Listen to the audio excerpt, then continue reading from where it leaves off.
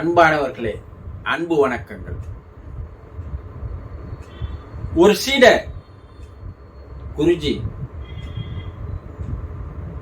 மனம் அமைதி அடைவதற்கு என்ன வழிகள்? எனக்கு நிம்மதி என்பதே இல்லை, சந்தோஷம் என்பதே இல்லை, அமைதி என்பதே இல்லை. நான் மிகவும் கஷ்டப்பட்டு வருகிறேன், இதற்கு ஒரு வழி சொல்லுங்களேன் என்று ஒரு அற்புதமான கேள்வியை கேட்டிருக்கிறார்.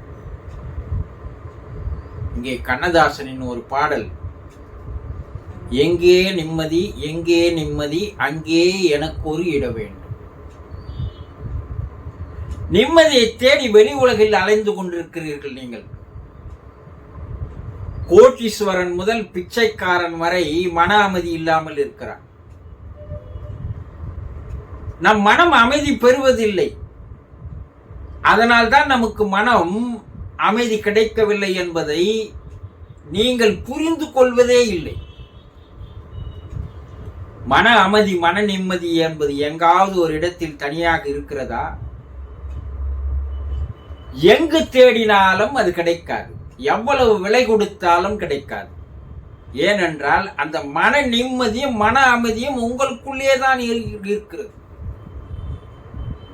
பிறக்கும் போதே கருவறையிலே 10 மாதங்கள் மன அமைதியோடு மன நிம்மதியோடு இருந்தவர்கள் தான் நீங்கள். எப்போது இந்த உலகத்துக்கு வெளியே வந்தீர்களோ அப்போது அந்த மன நிம்மதியும் மன அமைதியும் கெடுத்து கொண்டவர்கள் தான் நீங்கள். பெறப்பட்ட இடத்தை மறந்து விட்டீர்கள், பிறப்பின் ரகசியத்தை மறந்து விட்டீர்கள். எங்கே நிம்மதி கிடைக்கும்? பல கோடீஸ்வரர்கள் அலைந்து கொண்டிருக்கிறார்கள்.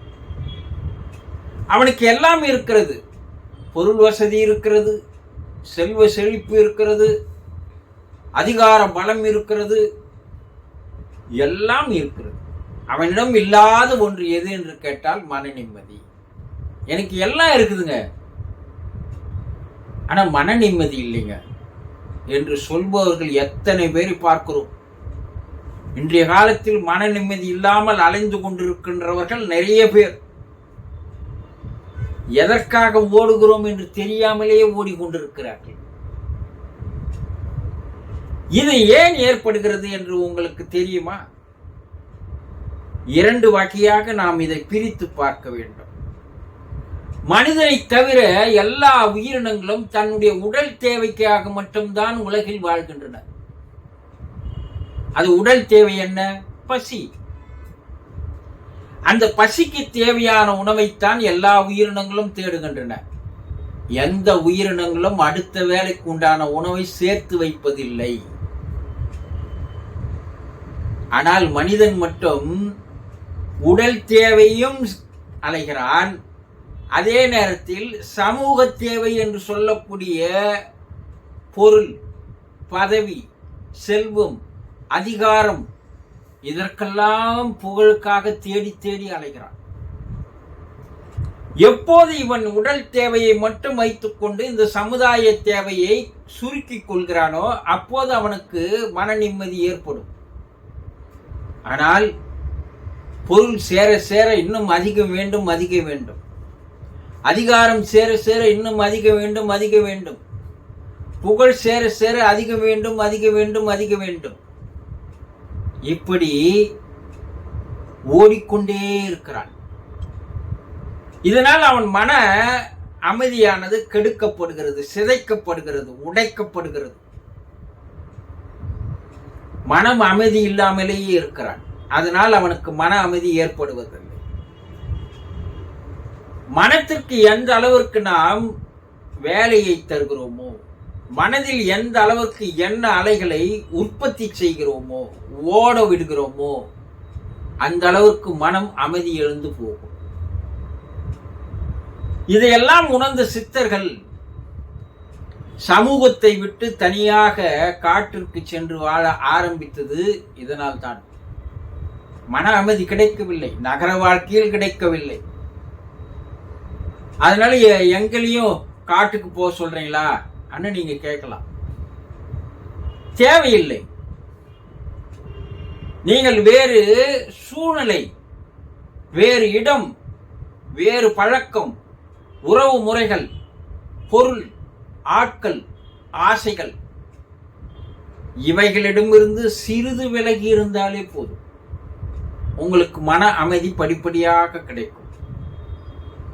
இந்த மன அமைதியை கிடைக்கின்ற 2 அரக்கன்கள் உங்களிடமே உண்டு. ஒன்று தொலைக்காட்சி. எப்போது வீட்டிற்குள் தொலைக்காட்சி வந்ததோ அப்போது வீட்டில் இருப்பவர்கள் எல்லோருடைய மன அமைதியை வெளியேறிவிட்டது. முன்னோர்கள் சொல்லுவார்கள், வேதாளம் சாத்தான் உள்ளே வந்த கோயில் தெய்வம் வெளியேறி விடுகிறது என்று சொல்லுவார்கள். அதுபோல என்று தொலைக்காட்சி வீட்டிற்குள் வரவேற்பறைக்கு வந்ததோ அன்றே அந்த வீட்டில் இருப்பவர்கள் எல்லோருடைய மன அமைதியும் வெளியே போய்விட்டது. இப்போ 2 கைபேசி. கைபேசி எப்போது கைகளில் இருந்து கொண்டே இருக்கிறதோ அப்போது மன நிம்மதி எங்கேயோ வெகு தூரத்துக்கு ஓடிவிட்டது. 2ஐயுமே உங்கள் கையில் வைத்துக் கொண்டு மன அமைதியை தேடினால் கிடைக்குமா? கிடைக்கவே கிடைக்காது. அப்ப என்னதான் செய்யணும்? மனம் அதிகமாக எண்ணுவதை, எண்ணங்கள் அதிகமாக உற்பத்தி செய்வதை படிப்படியாக குறைத்துக் கொள்வதற்கு என்ன வழி என்று தேட வேண்டும். மனம் அமைதி பெற செய்ய வேண்டும். அதற்கு ஒரே வழி உலகளவில் யோகாவும் தியானமும் தான். இதை தவிர வேறு மருந்தில்லை, வேறு வழியும் இல்லை. அதையெல்லாம் செய்வதற்கு எனக்கு நேரம் இல்லை என்று நீங்கள் கூறினால் நீங்கள் மன அமைதி இல்லாமலே, மனம் கெட்டு போய் மன நிம்மதி இல்லாமலேயே கடைசி காலம் வரைக்கும் சாத்தானோடுவே நீங்கள் வாழ்வது என்று முடிவு செய்து விட்டால் உங்களை மாற்றவே முடியாது. உங்களுக்கு எது நடக்கிறதோ அதை அப்படியே ஏற்றுக்கொள்ளுங்கள். டேக் இட் ஈஸி என்று சொல்லுவார்கள். அந்த மனம் பக்குவம் வந்துவிட்டால் கூட மன அமைதி ஏற்படும். புத்தர் சொல்கிறார், உங்களுக்கு மன அமைதி இல்லாமல் போவதற்கு காரணமே ஆசைகளே காரணம் என்று சொல்கிறார். ஆசைகளை அறவே துறந்து விட்டால் தானாக உங்களுக்கு மன அமைதி ஏற்படும் என்று சொல்கிறார். ஆசைகள் ஒவ்வொன்றாக துறந்து கொண்டு வாருங்கள்.